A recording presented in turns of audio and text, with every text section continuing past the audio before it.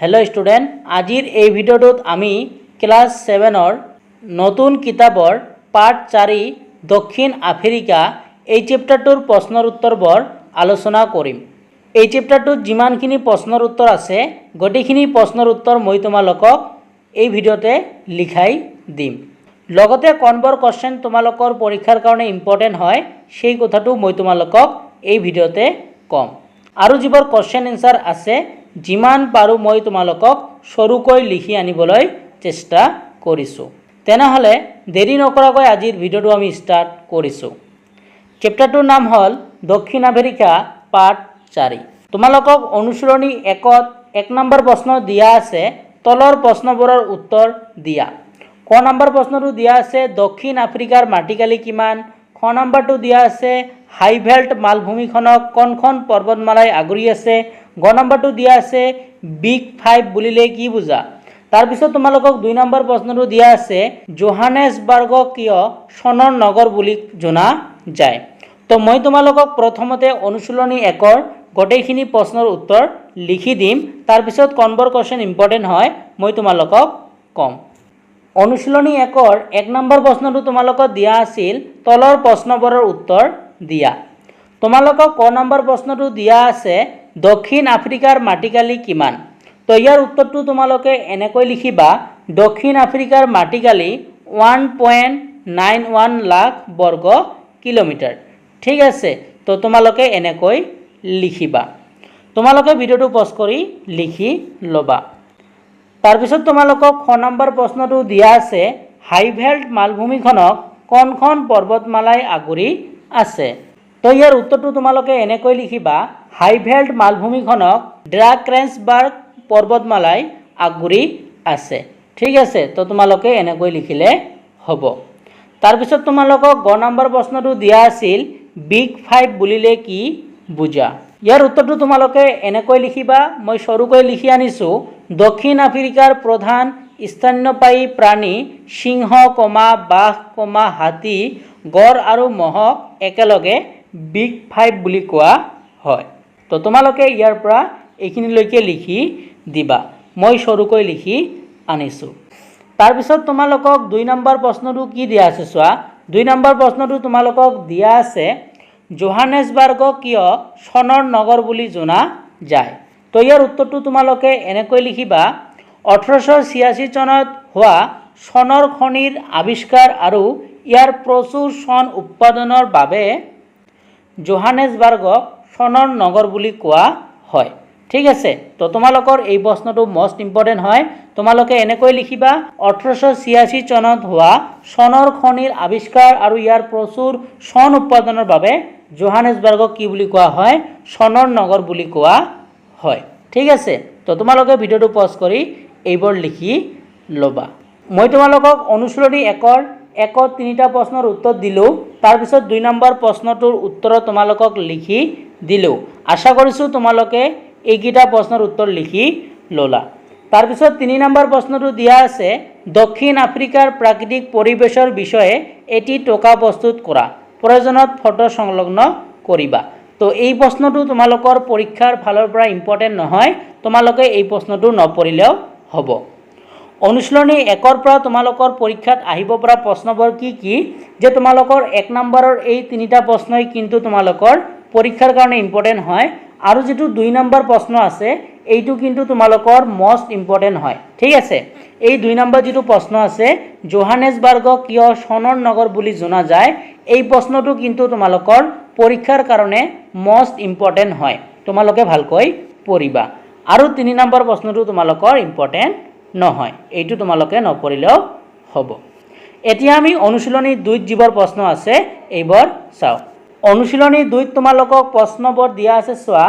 1 number তোমালোকক দিয়া আছে তলৰ প্ৰশ্নবোৰৰ উত্তৰ দিয়া। ক নম্বৰটো দিয়া আছে দক্ষিণ আফ্ৰিকাত বৰ্ণ বৈষম্য বিৰোধী আন্দোলনক কোনে নেতৃত্ব দিছিল। খ নম্বৰ দিয়া আছে অলন্দাজসকলে কেতিয়া কেপ টাউন চহৰত বসতি স্থাপন কৰিছিল। গ নম্বৰটো দিয়া আছে আফ্ৰিকান নেশ্যনেল কংগ্ৰেছ কি। তাৰপিছত 2 নম্বৰ প্ৰশ্নটো দিয়া আছে দক্ষিণ আফ্ৰিকাত বৰ্ণ বৈষম্য বিৰোধী আন্দোলন কিয় গঢ়ি উঠিছিল, আৰু 3 নম্বৰটো দিয়া আছে নেলসন মেণ্ডেলাৰ বিষয়ে এটি চমুটোকা লিখা। এতিয়া মই তোমালোকক অনুশীলনী 2 গোটেইখিনি প্ৰশ্নৰ উত্তৰ লিখি দিম। তো অনুশীলনী 2 তোমালোকৰ প্ৰথম প্ৰশ্নটো দিয়া আছে, তলৰ প্ৰশ্নবোৰৰ উত্তৰ দিয়া। ক নম্বৰটো দিয়া আছে, দক্ষিণ আফ্ৰিকাত বৰ্ণ বৈষম্য বিৰোধী আন্দোলনক কোনে নেতৃত্ব দিছিল। তো মই যিমান পাৰোঁ সৰুকৈ লিখি আনিবলৈ চেষ্টা কৰিছোঁ। তোমালোকে এনেদৰে উত্তৰটো লিখিবা, দক্ষিণ আফ্ৰিকাত বৰ্ণ বৈষম্য বিৰোধী আন্দোলনক নেলছন মেণ্ডেলাই নেতৃত্ব দিছিল। ঠিক আছে, তো তোমালোকে এই কোৱেশ্যনটো ভালকৈ পঢ়িবা, এইটো ইম্পৰ্টেণ্ট হয়। নেলছন মেণ্ডেলাই নেতৃত্ব দিছিল। তাৰপিছত তোমালোকক খ নম্বৰ যিটো প্ৰশ্ন দিয়া আছে সেইটো হ'ল, অলন্দাজসকলে কেতিয়া কেপ টাউন চহৰত বসতি স্থাপন কৰিছিল। তো ইয়াৰ উত্তৰটো লিখিবা তোমালোকে 1652 খ্ৰীষ্টাব্দত। এনেদৰে তোমালোকে উত্তৰটো লিখিলে হ'ব, বা তোমালোকে যদি এনেকৈ লিখা তথাপি হ'ব, অলন্দাজসকলে 1652 খ্ৰীষ্টাব্দত কেপ টাউন চহৰত বসতি স্থাপন কৰিছিল। তাৰপিছত তোমালোকক গ নম্বৰ প্ৰশ্নটো দিয়া আছে, আফ্ৰিকান নেশ্যনেল কংগ্ৰেছ কি। তো ইয়াৰ উত্তৰটো তোমালোকে এনেকৈ লিখিবা, আফ্ৰিকান নেশ্যনেল কংগ্ৰেছ হৈছে দক্ষিণ আফ্ৰিকাত কৃষ্ণাংগ লোকসকলৰ দ্বাৰা গঠিত এটা ৰাজনৈতিক দল। ঠিক আছে, তো মই একেবাৰে শ্বৰ্টকৈ লিখি আনিছোঁ, তোমালোকে এইখিনি লিখি দিবা, ফুল নম্বৰ পাবা। তো তোমালোকে ভিডিঅ'টো পজ কৰি লিখি ল'বা। তাৰপিছত তোমালোকক 2 নম্বৰত কি প্ৰশ্ন দিয়া আছে চোৱা।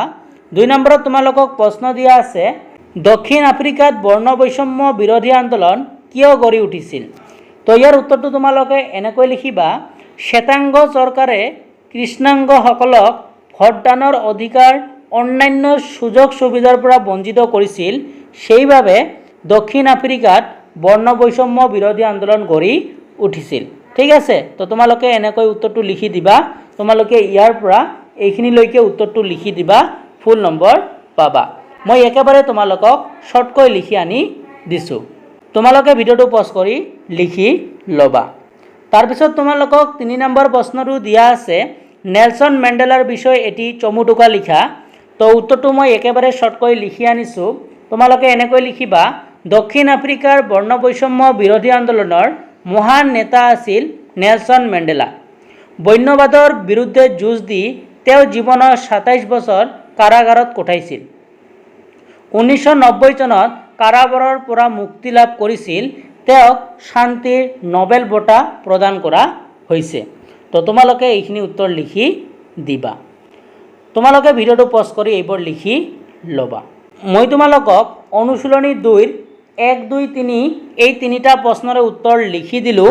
এতিয়া ইয়াৰ ভিতৰত কণ্ঠ প্ৰশ্ন ইম্পৰ্টেণ্ট মই তোমালোকক ক'ম।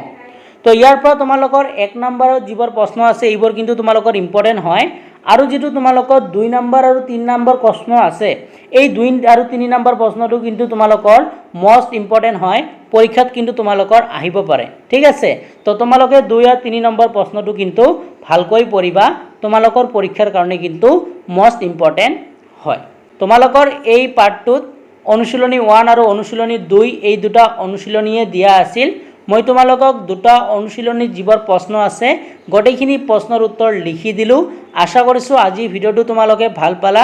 যদি ভিডিঅ'টো ভাল পালা, ভিডিঅ'টো তোমাৰ বন্ধুবৰ্গলৈ শ্বেয়াৰ কৰি দিবা, আৰু তোমালোকে আমাৰ চেনেলটো ছাবস্ক্ৰাইব কৰি ৰাখিবা, আৰু তোমালোকে ভিডিঅ'টো এটা লাইক কৰি দিবা, আৰু তোমালোকে কমেণ্টত কোনটো চেপ্টাৰৰ ভিডিঅ' লাগে তোমালোকে জনাবা, আৰু তোমালোকে ভিডিঅ'টো কেনেকুৱা পালা তোমালোকে কমেণ্ট ছেকশ্যনত জনাবলৈ নাপাহৰিবা। তেনেহ'লে নতুন এটা ভিডিঅ'ৰ লগত তোমালোকৰ লগত পুনৰ দেখা দেখি হ'ম। ভিডিঅ'টো চোৱাৰ কাৰণে তোমালোকক ধন্যবাদ জনাইছোঁ।